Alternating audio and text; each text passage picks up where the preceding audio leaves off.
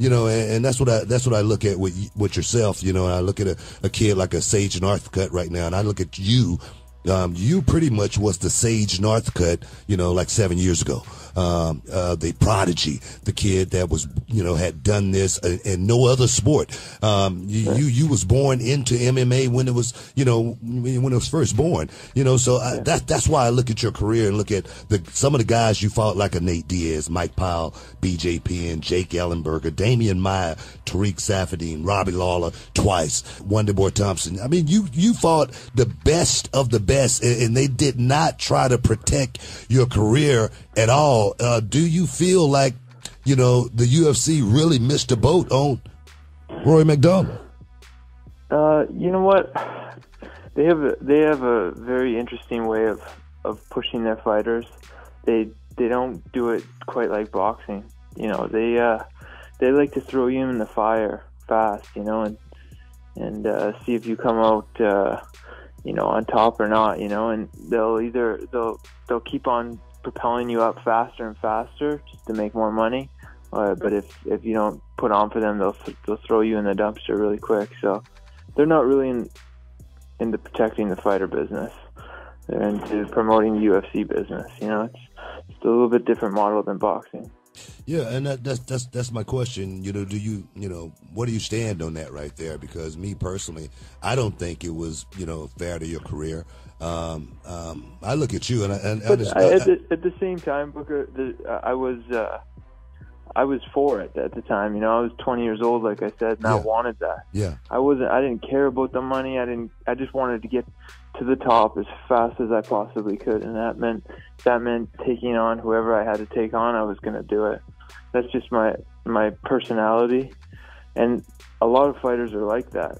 They have that personality. And it's up to their managers and their closest coaches and whatnot, their team, to protect them from their own ego or whatever that's making them take these fights with no money and. You know what I mean?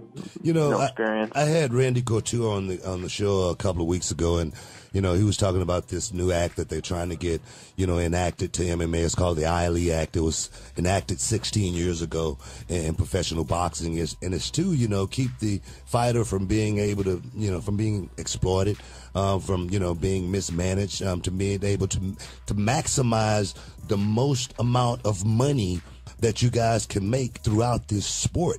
And that's why I say, that's why I asked you, how do you feel, about, the UFC not taking advantage of, just say, for instance, me personally, I'm a entertainer. And do you agree with me or not that MMA is just as well entertainment? Definitely entertainment. That's why people pay to watch it, Exactly. So I see the Red King, and I see the video game. I see the Hitman, you know what I mean? And you coming in on the video game and making a whole lot of money from video sales and stuff like that. I see, the T-shirts. I see, all kind of merchandise that the Red King could be making. I'm talking about for years to come, through royalties and stuff like that. That's why I say I feel like they mismanaged your career and didn't actually capitalize on everything that you had to offer, because like I say, they threw you. One thing I do look at with the UFC, when you're a champion, they throw the champion in there pretty much with the number one contender every fight. Me personally, I don't agree with that. What's your stance on that? I agree. I think they should be able to have some other contender fights in between, like boxing.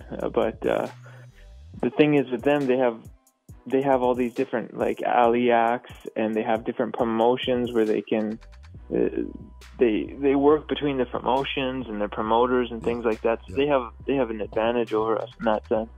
We're under one banner and one company who makes all the decisions, that has the monopoly on our sport.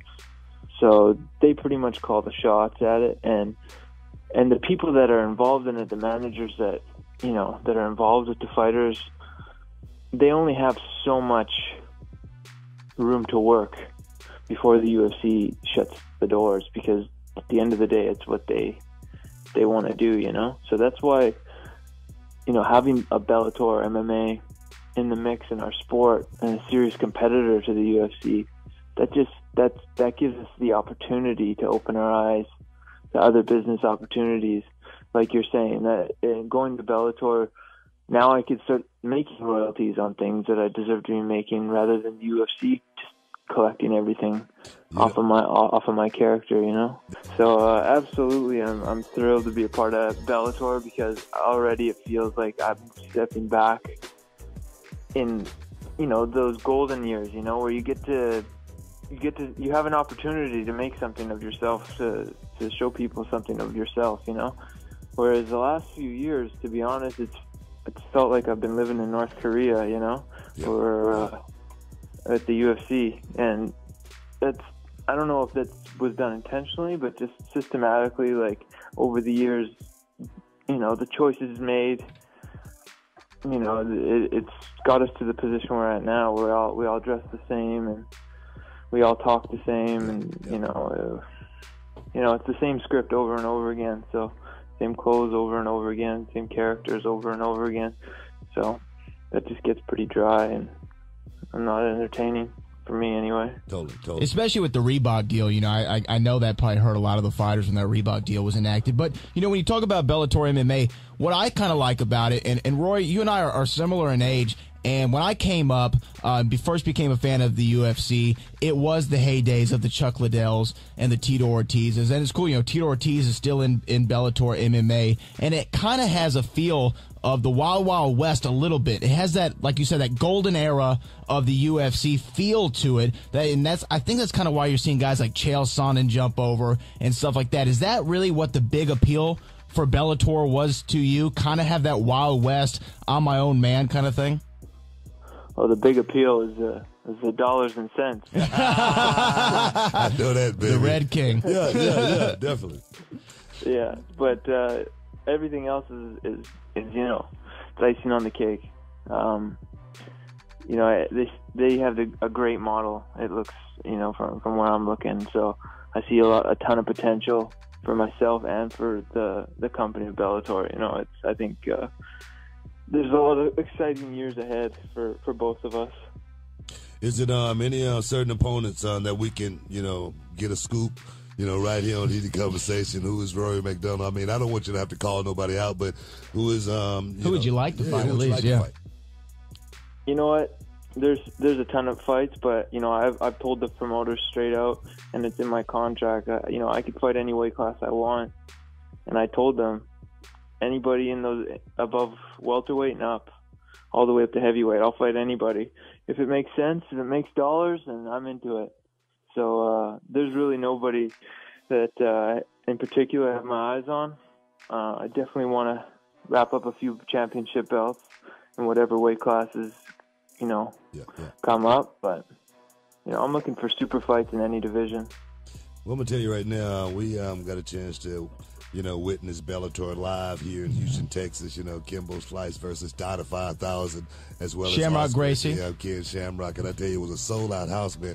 I'm sure the buy rate was off the chain. And see, that's what I think about when I think about you guys. I think about the buy rate. I think about what came in the gate. You know what I mean? Well, that's what I like about Bellator, though, is because it doesn't have that pay-per-view model. It's the television ratings. Well, so it gives you guys a chance to make as much money as you possibly can, and that's why, you know, I'm gonna be advocating for guys like yourself for many years to come. I look at, like I say, that's why I look at a guy like Sage Northcutt, you know, and how they've, you know, he's 20 years young 20, guy. 22, yeah, maybe. His last fight he made $80,000 plus bonuses and whatnot. And I just think the Red King, now you're in a place where now you can make. I think I was reading like 8 times that much. Yeah, I'd definitely be my bank accounts could be a lot more comfy after these fights, you know. Hey man, looking back on your career right now, and I don't know, this just me leaving the UFC. I will look at this as your second half of your career, your second stage of your career.